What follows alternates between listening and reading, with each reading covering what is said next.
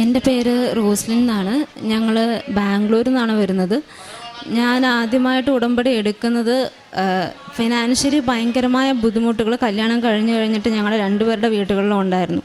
അപ്പോൾ അങ്ങനത്തെ ഒരു സാഹചര്യത്തിൽ കാനഡയ്ക്ക് PR വേണ്ടി കിട്ടാൻ വേണ്ടിയിട്ടാണ് ഞാൻ ആദ്യമായിട്ട് ഉടമ്പടി എടുക്കുന്നത്. പക്ഷേ എൻ്റെ ഉടമ്പടി കാലങ്ങളിൽ ഞാൻ ഉടമ്പടിയിൽ എഴുതാത്തതുമായ ഒത്തിരി പ്രത്യേകമായിട്ട് 5 കാര്യങ്ങൾ മാതാവ് എനിക്ക് നേടിത്തന്നിട്ടുണ്ട്. അതിലാദ്യത്തേതെന്ന് പറയുന്നത്, ഞങ്ങൾ രണ്ടുപേരും IELTS എക്സാം 8777 എന്ന മാർക്കോടെ പാസ്സാകാൻ വേണ്ടിയിട്ട് എന്നാലും ഞങ്ങൾക്ക് PR അപ്ലൈ ചെയ്യാൻ പറ്റുന്നുണ്ടായിരുന്നുള്ളൂ. അപ്പം അങ്ങനെ പഠിച്ചുകൊണ്ടിരിക്കുന്ന സമയത്താണ് ഹസ്ബൻഡിന് ഒരു സ്പോർട്സ് ഇഞ്ചുറി ആയിട്ട് ലിഗമെൻറ്റിനും മെനിസ്കസിലും ടിയർ ഉണ്ടാകുന്നത്. അങ്ങനെ മെനിസ്കസ് ടിയർ വന്നപ്പോൾ ഡോക്ടർ പറഞ്ഞു ഫുള്ളായിട്ട് നമുക്ക് സ്ക്രേപ്പ് ചെയ്ത് കളയണം, അല്ലാതെ നമുക്കത് ഫുള്ളായിട്ട് ശരിയാക്കാൻ പറ്റത്തില്ല എന്ന് പറഞ്ഞു. ഞങ്ങൾ സർജറിക്ക് വേണ്ടി പോകുന്ന സമയത്ത് ഉടമ്പടി തൈലം പൂശുകയും ഡോക്ടർ ആദ്യമായിട്ട് എന്നെ കണ്ടപ്പോൾ പറഞ്ഞത് സ്ക്രേപ്പ് ചെയ്യേണ്ട ആവശ്യം വന്നില്ല, ഫുള്ള് കറക്റ്റായിട്ട് തന്നെ സർജറി സക്സസ്ഫുള്ളാക്കാൻ പറ്റി എന്ന് പറഞ്ഞു.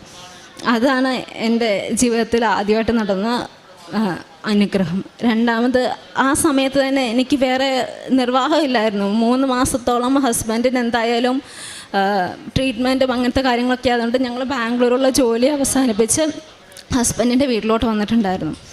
ആ സമയത്ത് ഞങ്ങൾ IELTS എഴുതി, എന്തും വന്നോട്ടെ എന്ന് പറഞ്ഞിട്ടാണ് എഴുതിയത്. പക്ഷേ IELTSൻ്റെ റിസൾട്ട് വന്നപ്പം എനിക്ക് 9877 എന്ന മാർക്കോടെ ആദ്യമായിട്ട് പാസ്സാകുകയാണ് ഉണ്ടായത്. ഫസ്റ്റ് ട്രൈയിൽ തന്നെ എനിക്കങ്ങനെ കിട്ടി. മൂന്നാമതായിട്ട് ആ ഒരു കാലഘട്ടങ്ങളിൽ തന്നെ എനിക്ക് ഫിഷറിൻ്റെ അസുഖം ഉണ്ടായിരുന്നു. 2.5 മാസത്തോളം ഞാൻ ഒത്തിരി മരുന്നുകൾ ട്രൈ ചെയ്തു, പക്ഷേ എനിക്കത് മാറിക്കിട്ടുന്നുണ്ടായിരുന്നില്ല. ഞാൻ ഉടമ്പടി തൈലം പൂശുകയും എനിക്ക് പിന്നീട് ഫിഷറിൻ്റെ അസുഖം ഉണ്ടാവാതിരിക്കുകയും ചെയ്തു. 4-മത്തെ കാര്യം, ചെറുപ്പം മുതൽ എനിക്ക് അലർജി പ്രശ്നങ്ങളുള്ളതാണ്. എൻ്റെ അമ്മയ്ക്ക് ശ്വാസമുട്ടലിൻ്റെ പ്രശ്നമുള്ളത് കൊണ്ട് തന്നെ ചെറുപ്പം മുതൽ അലർജി പ്രശ്നങ്ങളുണ്ട്. അതായത് തുണിയുടെയോ അങ്ങനെ എന്തെങ്കിലും പൂപ്പൽ അടുത്തൂടെ പോയാൽ തന്നെ ഞാൻ തുമ്മി 2 ദിവസത്തിനുള്ളിൽ പനിയാകും. അങ്ങനത്തെ പ്രശ്നങ്ങൾ ഒത്തിരി ഉണ്ടായിരുന്നു. അത് ഇവിടെ ഉടമ്പടി വെച്ചപ്പോൾ ഞാൻ പറഞ്ഞിരുന്നു എൻ്റെ അലർജി പ്രശ്നം ഒന്ന് മാറ്റി തരണമെന്ന് പറഞ്ഞു കഴിഞ്ഞപ്പോൾ പിന്നെ ഇതുവരെ എനിക്കങ്ങനെ ഭയങ്കരമായ ബുദ്ധിമുട്ടുകളൊന്നും ഉണ്ടായിട്ടില്ല. അലർജി ഉണ്ടെന്ന് മനസ്സിലാക്കാൻ വേണ്ടിയിട്ട് എന്തെങ്കിലും ഒരു പൂപ്പിലിടുമ്പോൾ ഒരു തുമ്മലും പിന്നെ എനിക്കൊരു പ്രശ്നം ഇതുവരെ ഉണ്ടായിട്ടില്ല. അതുപോലെ 5-മത്തെ കാര്യം എന്ന് പറഞ്ഞാൽ, ഞങ്ങൾ കാനഡയ്ക്ക് വേണ്ടി PR IELTS മാർക്ക് കിട്ടി അപ്ലൈ ചെയ്ത് 2 ദിവസം കഴിഞ്ഞപ്പോൾ എനിക്കിങ്ങനെ മനസ്സിൽ തോന്നുവാണ്, രാത്രി 2:30 ഇന്നെന്തോ സംഭവിക്കും. എനിക്കിങ്ങനെ മനസ്സിലിങ്ങനെ തോന്നിക്കൊണ്ടിരിക്കും. അപ്പം ഞാൻ ഹസ്ബൻഡിനോടും പറഞ്ഞു എന്തെന്തോ സംഭവിക്കാൻ പോകുന്നുണ്ട്. പക്ഷേ അത് നോർമലായി അങ്ങ് പോയി. പിന്നെ 2 ദിവസം കഴിഞ്ഞ് എൻ്റെ ഏജൻസിക്കാർ വിളിച്ച് എനിക്കൊരു മെയിൽ അയച്ചു തന്നത് ഞങ്ങൾക്ക് അവിടെ നിന്ന് ഇൻവിറ്റേഷൻ വന്നു എന്നുള്ളതായിരുന്നു ആ മെയിലിൽ.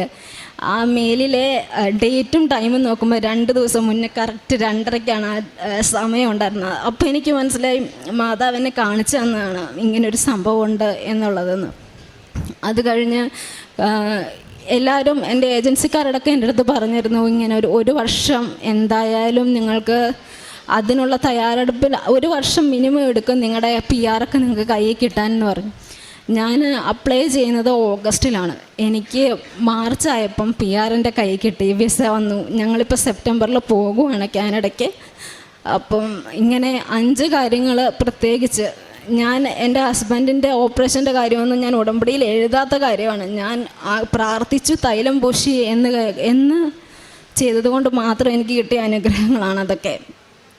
ഞാൻ ഈ ഉടമ്പടി എടുത്തതിന് ശേഷം എനിക്കുണ്ടായ മാറ്റങ്ങൾ എന്ന് പറഞ്ഞാൽ, എനിക്ക് കുറച്ച് ദേഷ്യം കൂടുതലുള്ള കുട്ടിയാണ്.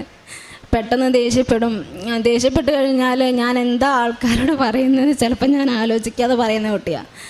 പക്ഷേ പിന്നെ ഉടമ്പടി എടുത്തതിന് ശേഷം എനിക്ക് എന്നെ തന്നെ മാറ്റാൻ ഒത്തിരി കാര്യങ്ങൾ എനിക്ക് സാധിച്ചു. എൻ്റെ ദേഷ്യം കുറഞ്ഞു.